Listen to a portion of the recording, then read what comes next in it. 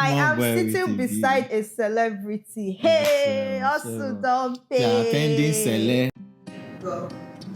Hi guys, my name is Morris Orimisan Imag, aka MC Morris. Hello beautiful people, welcome back to the channel. This is Tinuola right here and you are watching. I'm making Edo, producing data and marketing the Lagos. You don't get it?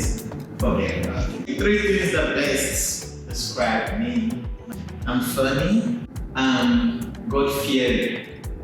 Have you guys been fearing? I'm easygoing. But when I'm not easygoing, you now cross my path. You connect. Life in Canada as a Nigerian immigrant. On this third episode, we will get to know more about one of the best MCs here in Canada and how he rose to stardom. I'm sure there's so much to unravel and I don't want you guys to miss out, so please keep watching. If you were not a comedian, what would you be doing? I think I'll be a driver. I love to drive. I mean, drive like car, not to drive the ladies crazy. Hey, Jesus. Ladies, Yeah. be careful of this man. That's all I can tell you. What kind of car? Is it just driving as a hobby or like driving trucks, driving for work? Maybe. No, I'll be driving. Is it truck? No. Because even back then in Nigeria, I want to travel to Ghana, I want to travel to go to all those places. I just hop into the car. I don't go. I enjoy driving. I can drive for 2 days. So maybe if it's in Nigeria, I'll be someone's personal driver. But if it's in Canada, I'll be driving truck for one of these big companies and earning good money. Yeah. And couple with driving the ladies crazy. Hey, driving the ladies crazy. Okay. No comments. Okay, I really want to thank you for coming because I know you're a very busy man and you know your schedule is constantly tight. So I really want to thank you for taking your time to come. Did I come? Did I told you Eh? Jesus, what are you talking about? Are we talking about something? Thank you for coming. I didn't for come. coming for our show. Oh, you should say that. Hey, If you are saying Jesus. you want to thank me for coming. Did I come? I'm glad to see you do what you love doing best and you're thriving in that industry. But if you don't know, well, this is MC Morris, is a comedian and is doing very well here in Canada. They call him the king of gigs. The king of gigs. You got it. Some even call him the Lord of Hosts. Yeah. Wow. You have plenty names. So. Yeah. So how long have you been doing comedy? Comedy, 15 years. And let's say professionally 12 years. So 15 years in the game and then 12 years professionally. As in, that is when you have to, you understand, when you need to pay the main money because anointing without money is annoyance. The 3 years that has gone, those are the time people will tell you, I'll give you a platform to showcase yourself, you know you have a vision, but they forgot that vision without provision is a television. Wow. Wow. Drop the bars. I love that. Oh Vision God. without provision is television. Yes. Straight up. So guys, I'm feeling the blessing right now because this is what I'm looking at. It's a big man, no. I am sitting beside a celebrity. Hey, also don't pay. Yeah, attending cele. I mean, those white guys. You see, I'm wearing all white. Yeah, attending cele. Yeah, a celebrity. You don't need to be humble. So we You are don't need to be humble. celebrities. I'm sitting down beside a celebrity. I've made this in life. Finally. Why comedy? Why comedy? I started as an artist. Yeah, I wanted to be a musician and then I'll write my songs, I'll sing it to some people, and instead of them to be like, wow, this is good, this is inspirational, you see they'll start laughing and I get to bring song all the time. If you hear me at that time, I did rap. Hey, Jesus. Check this out. Okay, now let me give you one of my freestyle. Drop one. Okay, you get one girl, her name na Rita. I can't tell her say my name na Peter. The father na carpenter. She be ajebota. I can't go for her house. The father say make her enter. I say can't explain my matter. He say come on butter. You this omo otter where they pursue Percy daughter. I say me. Oh man. Wow. And you say make you. And they say make you stop. They sing down. No, but so were you doing actual rap or you were just doing Afrobeat, just Yeah, I was doing R&B? as it comes, like different one would just come. I just drop it, like walking up to me and so looking through your back. You make me go no crazy. There will be no more cruisy, crushy, hotty. So don't try to go. I will hold you like a go. Oh God, you don't remind me. You don't say, now let me go back to my music. Wow, that was good. Yeah, that was actually very good. I was good with rapping. Like I did rap book. Oh, sorry, I mean I did drop bars. Okay. I did drop bars. You know they rap you book, but they drop bars. Good one. I do rap. Yeah. Wow. So those people that were discouraging you, they actually hear us. That's all. Because why would they discourage you? You're very good at it. So yeah. So they were always laughing, and then I was like, what's it about this laugh? There was this time they had an event and the MC didn't come. I went there to sing. I was supposed to do my rap as usual. So since the MC was not around, they were like, okay, why don't you help us do the MC? I was like, really? They're like, yeah, just do it. And then I did it, and it was on point. Like people had fun, and from there people started calling me, oh, why don't you come and host our event? Meanwhile they sing, they're not coming to come perform. Oh wow, so you never actually planned to do comedy. It just came accidentally for you. I wanted to be a musician. Wow, can you imagine? Me, why don't you come and host our event? And then this person will call me, I'll do it, they'll be happy, they'll call me again. So I'm just like, wow, it's making sense. And at this point I had to drop rap. Your first love. And you picked up. Wow, Yeah, that's interesting. Do you still want to be a musician? Right now, maybe along the line, maybe one day I will release one album, even though it is me and my family that will buy it. Now, buy it now. I got you. Since you came to Canada, let me be specific. Have you tried to do 9 to 5? Yeah, okay, so I came to Canada in 2018, and then being new in the land, nobody just want to start hiring you. I was telling people I'm a comedian, I'm an MC, and people were not really calling me because they don't know how much I can do, and they have people they are used to. So at the point I had no choice than to look for a job for the first time in my life, because all my life I've been a comedian and entertainer, so I've never worked for once, and I had to look for a job. And the first job that I got, I resumed around 8, and they sacked me at exactly 8:30. Was it that bad? I got to work. Normally in Nigeria, you get to work, you sit down, you do your job. Now this one, I got there and everybody was standing. I'm like, is it that these people want to be standing in life? Because how will you just stand up and be doing work? When they find out that every minute I was trying to bend down, I was looking for where to sit down. 8:30 exactly. They just sacked me.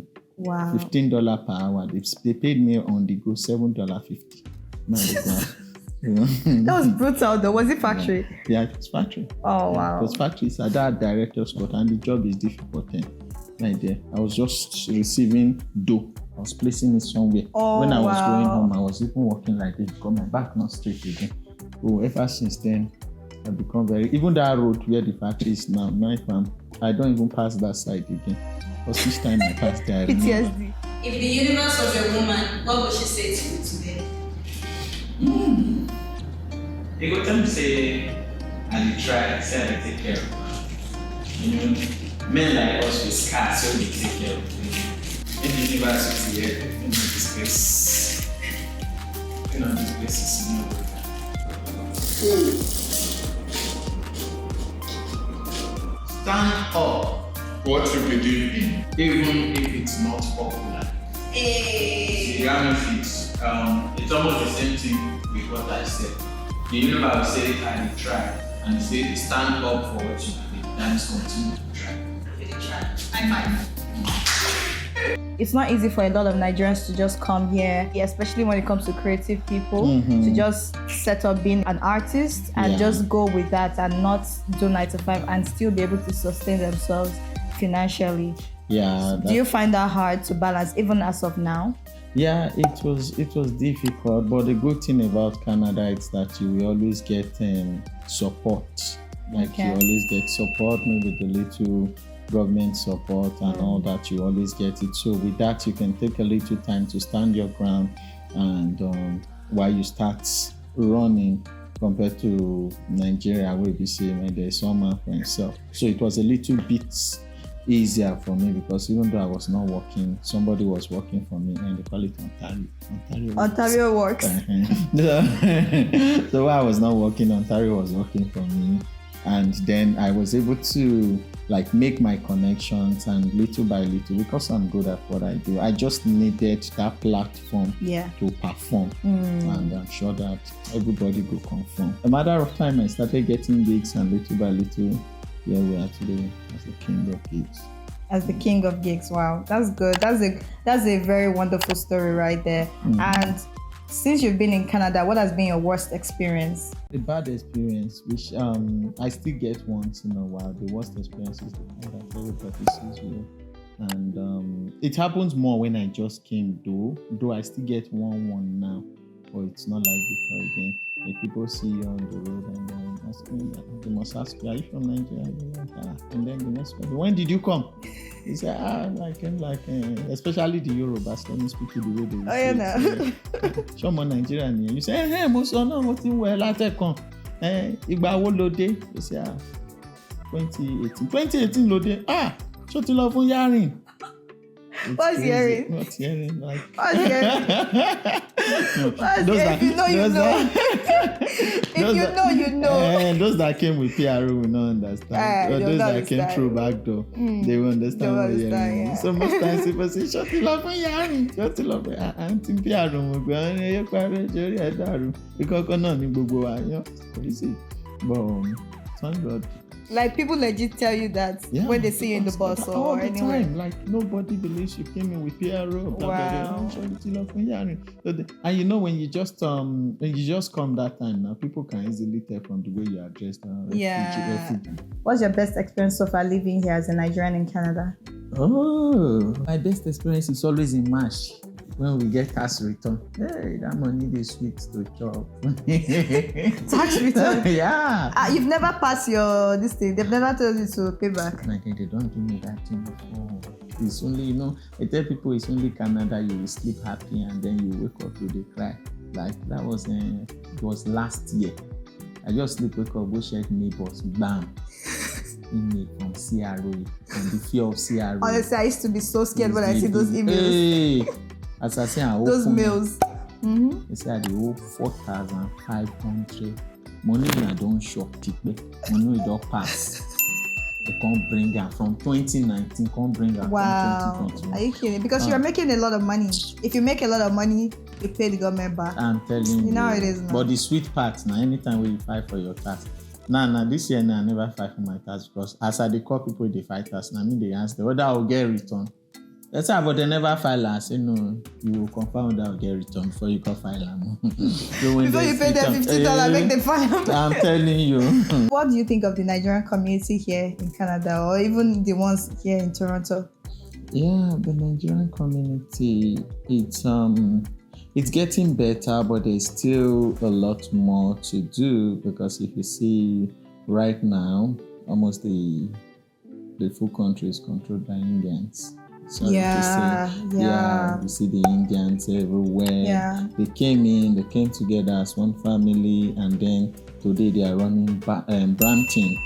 If you see the Asians too, the Chinese, all of them, you go to Markham, you see them everywhere, but Nigerians, you can't really see. Nigerians are scattered around. You understand? So we're not united as a community. Yeah, so there's still a lot to do. There's still a lot to do in the Nigerian community, but little by little we're getting there, but there's still so much to do.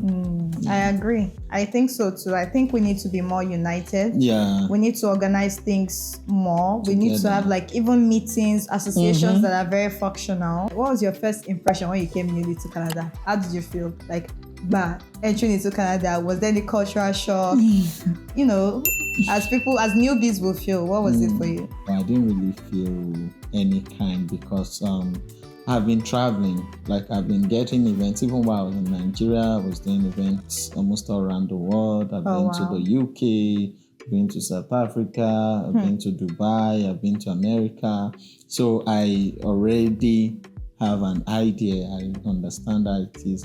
So when I just came, maybe the only shock I would say that I'm shocked is the fact that you have to pay bills every end of the month. And it also even affects my events too, especially people that put their events at the end of the month, and you go there, you crack joke. Nothing is funny by the end of the month in this country. Oh yeah. You crack joke by the end of the month. You'll not laugh. This Maybe street like is 1 not week smiling. after they've paid their bills, they'll not remember. Say, but that comedian is funny. They'll start laughing at you. For real. Yeah.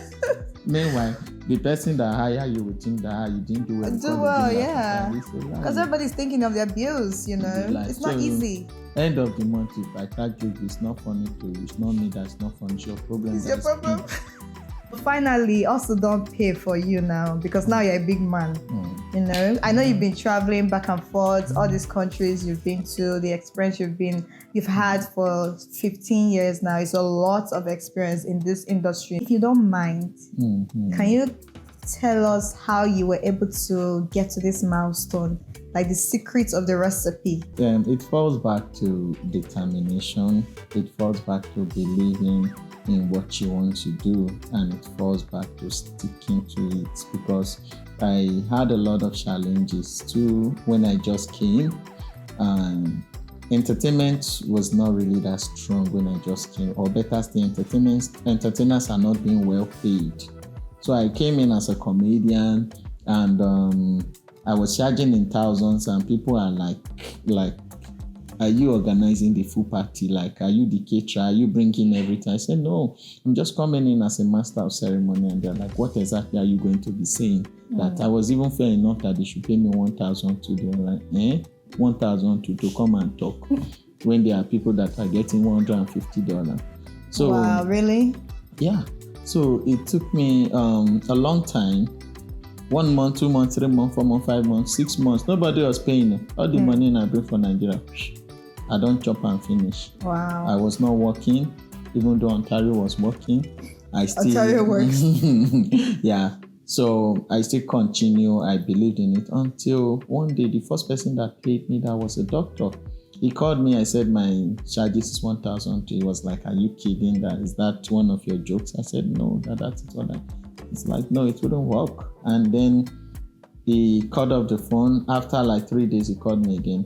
He said, okay, that I'll pay you 1,000 to see what exactly you want to do. Because really? How can you pay someone 1,000 just to come and hold the mic to anchor an event and crack joke? That I really need to see what you want to do. And then I told him, oh, that's fine. He said I should send my email. I said, oh, that you shouldn't worry, that after the event, you could just pay me all at once. And the man was surprised that what kind of confidence does this guy has? And then I went to the event. It was the first event I did in this country. And after the event, instead of 1,002, the man paid me 1,500. And on that event, I made over 500 again from tips. And the good thing is that those people became my first clients, because it is your location that will determine your allocation. Wow. So those people became my first client, and they understood how much I collected, and they saw the value of it. And ever since then, it has been working in that aspect, and people now pays me that amount, and I even took it off after then. So that's how it has been working. So it falls back to determination. Believe it, stick by it. Hunger might beat you. 1,000 will fall at your side according to Bible, and 10,000 hunger at your right hand. But if you focus, if you know the value of what you're offering, because you were confident, you knew the value of what you were offering, you were not ready to settle down for mediocrity. How hard is it to break into the industry here as a comedian? Is it a big industry? Or do you have challenges of being an immigrant, where you're from, even your accent or anything? Do you have those challenges, or you just focus on the Nigerian market? And how big is the market for you? Okay, like it is always said that charity begins at home. Now, when you come in here, at first you don't want to drag the industry in general.